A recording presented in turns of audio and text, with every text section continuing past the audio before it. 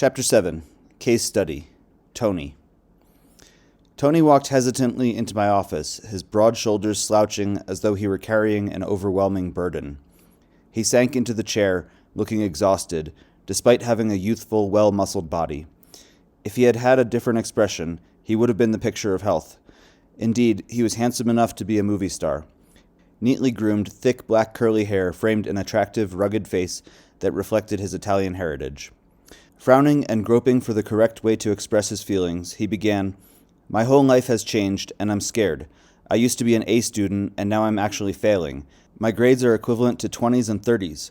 I'm flunking out of college. My whole future is going down the drain. I don't know what's happening." He explained that for the past 4 months, he had been unable to concentrate and even remember material he had just read. Far worse, he found it hard to understand his professors, when before he had been fascinating with the subject matter and was at the top of his class. He wanted to be a physician. Now he was wondering if he'd be doing manual labor all his life. Dr. Adams, an oncologist and family friend, had been helping Tony decide on a medical specialty. There was a close rapport between the two, and from his description, Dr. Adams sounded like a very unusual physician. He had the ability to see auras and read people with precise intuition. He also had strong healing abilities, which he quietly used when he touched people during physical examinations. Tony confided that his friend had expressed great concern about him during his 4-month period and had encouraged him to seek my help. "Tony, there's a solution to every problem. When we see smoke, we know there's a fire somewhere. Our job is to find the fire and put it out. Can you remember exactly when this problem began?" "I don't know what caused it. One day I was different. I thought maybe it was the stress of only having a few months left before I graduated and worrying about whether I would be accepted by a medical school. Then there was all the extra pressure of exams and reports. They all seemed to be due at the same time." He added that he was having trouble with his girlfriend. "The slightest thing makes me explode. I'm irritable with her most of the time. I don't understand this. We got along beautifully before. Sure, she did little things that were sort of annoying, but I just brushed them off. They didn't get to me. Now I'm afraid I'm blowing this relationship, or will if this keeps up." After checking a few more areas of his life, I decided it was time for me to approach the subject of spirit possession. The clues seemed to point in that direction: the suddenness of the onset of his symptoms, the uncharacteristic behavior and the mental problems, his inability to concentrate, comprehend, and remember. It sounded like spirits whose ages or mental development would have precluded their admission to college. I told Tony that I thought he might have one or more entities with him who were complicating his life. He accepted the idea immediately and readily agreed to the depossession. I prepared him for hypnosis, answered a few questions, and covered him with the lavender plaid blanket I use with patients as he stretched out in the chair, which was now reclining. He relaxed immediately when I began the hypnotic induction. As it continued, his body and facial muscles appeared to let go of all the tension I had witnessed earlier. After I obtained a baseline of how he was reacting to hypnosis, I addressed any entities that might have been with him. Suddenly, his body became rigid, his face contorted, and he started shaking. When I informed them that their loved ones had come to help, and then told them to go with them to the spirit world, I hoped to see the usual changes indicating they had left. Instead, his body and face registered even more fear. I guessed that someone was badly frightened and needed extra help. "Tell me what you're aware of, Tony." "I see a young girl, maybe 12. I saw her once in an accident. She wants to go with an older woman who's come for her, but she's afraid, doesn't know what to expect." I then talked directly to the girl and painted a picture of the spirit world and the friends she would have and her perfect spirit body. "She doesn't want to leave me. Tell her you don't want her to stay with you." There was a long silence, and then his body relaxed and he smiled broadly. I gave him hypnotic suggestions to come out of the trance and asked him what had happened. At first I was really angry, and I said mentally, "Get out of here now, just leave." And I felt a "no, I won't." It was automatic. And then I talked to her like I would to a child. "You have to go. It will be good for you." Then I could feel she accepted it and left. And I felt kind of light and really good. I feel like I want to go ahead and start school again. I want to catch up now.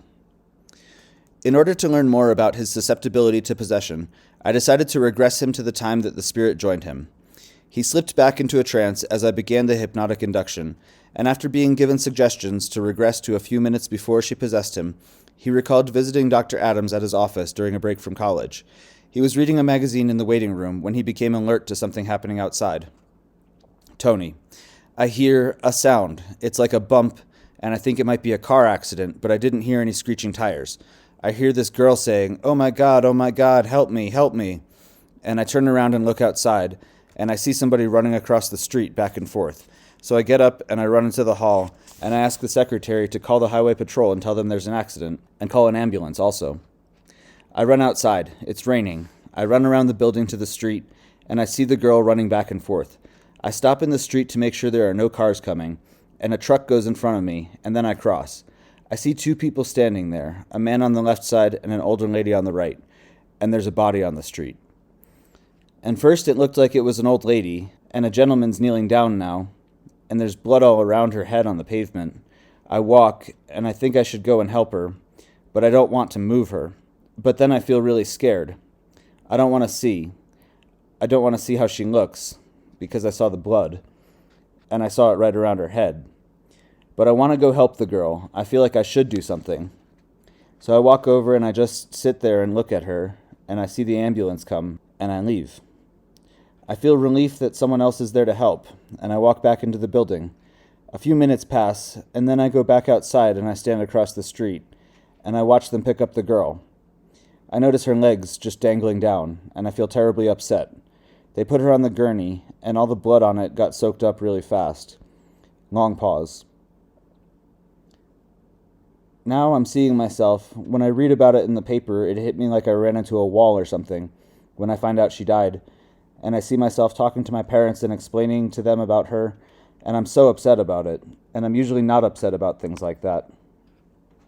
Dr. Fiore, now go to the very moment her spirit actually joined you. Tony, I feel like there were 2 times. Hey, Tony, 2 times. One time, standing on that street, I feel like I was the only person there with an experience that came close to what was happening to her, and she grabbed onto me. And the other moment, when I was reading that newspaper, realizing that she died at the hospital. Long pause. I'm feeling tense again.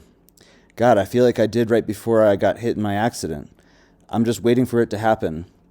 Now I feel myself rolling in my car. I keep flashing back to the girl when she got hit. This is something totally different now. I see myself when I was 16 years old at the hospital, a long time ago, in the emergency room. An old lady was brought in. I heard the doctors say she was having a heart attack. They were trying to help her, but she died in the bed right next to me. Then one made a joke about her, and another one said, well, we lost that one. I don't know why I remember that. It bothered me. Long pause. Dr. Fiore, just speak out whatever comes to mind. Tony, I think the person who died is the type of person who's always trying to bring other people down, and I feel it's almost like as if she knew I was there and wanted to bring me down by doing what the other girl did to me. Dr. Fiore, by possessing you? Tony, yeah, that's what happened. Dr. Fiore, do you think she left with the depossession? Tony, no, I can feel her with me now. Long pause. You know, I can sense that it was almost like she was not with me all the time. It's very strange because now I remember clearly when that time happened, and I feel like she came and went, and I didn't like that feeling. I felt at those times that I didn't want to do anything. That's when she was there. Long pause. It makes sense now. Long pause. I'm still feeling a little confused. Dr. Fiore, now I'm going to speak to her. Pause. Remember when you had a heart attack? Perhaps you don't even realize you did. Well, your physical body died then, in the hospital. There was this young boy there. He was hurt and in the bed next to you. For some reason you went over to him, and you've been with him ever since. I easily convinced the remaining spirit to leave, especially after offering her a youthful, healthy body that would serve her needs during her stay in the spirit world. Once out of hypnosis, Tony stretched and then reported, she mellowed out really fast. At first, I didn't like her personality. She was bitter and angry, but she listened carefully to what you told her, and I could feel her change. She had been with me over 5 years. I bet she's the one who's been giving my girlfriend a hard time. She was upset when you said she had died, and I felt sorry for her. But when she saw her husband come for her, she felt really happy and left right away. That was neat. I explained to Tony that it seemed he was particularly vulnerable to possession, having picked up 2 entities by feeling sympathetic and upset about what had happened to them. I urged him to surround himself daily with white light, see Chapter 15, and additionally to do so in any situation where there was negativity, fighting, arguing, pain, both mental and physical, or if he were around people using drugs and or drinking. We both felt a sense of having accomplished our mutual task, and agreed that the problem may have been resolved. Tony left the office a much happier and relieved young man. I didn't hear from Tony for several months, which wasn't surprising because I felt we had stamped out the fires as we had hoped. I also knew that he was going into his final exams and would be caught in a time crunch. In fact, it was a very good sign that he hadn't called for another appointment. It suggested that he no longer needed my help. Several months later, I began therapy with one of Tony's parents and had an opportunity to inquire about him. It's like night and day. He's been doing great since his visit here. I decided Tony's case would be particularly interesting because he was able to solve his problem in just one session, which is relatively unusual. Also, there were other unique aspects that would be helpful for readers to know about. The fact that he had picked up 2 spirits so very easily, mainly because of his sympathy for them, and that both could leave him and return at will. I decided to phone him and hear directly about his improvement. After a month of calls to each other's answering machines, we finally made contact one evening. It's amazing. I saw you on a Friday and had an anatomy class, I think that should say anatomy exam, on the following Tuesday, and barely had time to study, crammed in 2 weeks' worth over the weekend and Monday, and did really great, a B. It's the best score I've gotten since the problem started. I'm surprised at how I can read and concentrate now. It's neat to be able to study again. Tony, is there any trace of the problem? Sometimes I feel it about to happen, not very often, and I stop it. It's like I'm pushing it out. I'm getting progressively better at doing that. When I asked him about his exams, he proudly told me he had graduated 5 days before. What's best is that now I know I have the potential to do well.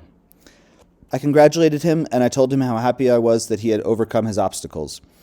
I added, Tony, I'm concerned about the fact that you have even a twinge of the problem. It could mean that one of the entities did not go into the light, but is hanging around you and is able to get to you once in a while. I think it would be wise for you to come in for another session sometime soon, especially since you'll be under pressure in medical school in the fall. He agreed to make an appointment and volunteered that he wasn't irritable with his girlfriend anymore and didn't jump at things. You remember the old lady that died in the bed right next to me in the hospital when I was in high school? Since she left, there's been no more explosions, and I feel calm. I'm sure I warned you, Tony, not to take any drugs or alcohol. You seem to pick up spirits very easily, like a magnet. Since you want to be a doctor, you have to make sure you are protected, as they may gravitate toward you, wanting your help. Take extra precautions with the white light. If I have a beer, I do it at home. Last summer, I was having some wine with Dr. Adams and his wife, and he said he could see my aura diminish, just shrink right in as I was drinking. He told me the other day he had been really worried about me. He's real pleased now, and he wasn't surprised at all about the spirits. Did he see the spirits in your aura or body before? No, but when the girl got killed, he didn't go outside for more than a few seconds because he knew she'd committed suicide in a past life. He realized she was dead and would grasp onto something, so he went right back in. He felt he couldn't help her and needed to protect himself. You need to protect yourself too, I emphasized, sensing this young man hadn't seen the last of spirits. They now have more difficulty getting to me. Last week I was driving by an accident, saw an ambulance, and a person lying on the road. I thought about what you said, and Dr. Adams told me about it too. I imagined white light around me. I felt the strangest sensation of something trying to get in, but stopping, not being able to. I told him that I was glad he had remembered to do that, and reminded him to do it daily, not just if or when he witnessed a tragedy. I do feel them get in, and I create an energy and push them out. They don't get in long enough to affect me. I don't want to ever go through that again. They just about destroyed me before. We were concluding our conversation when Tony interjected that he noticed he was more perceptive of other people now, even though he understood the energy they're putting out. And Tony is more perceptive of himself. He now realizes some very important aspects of human and spirit behavior that will help him to be a fine, sensitive, and effective healer.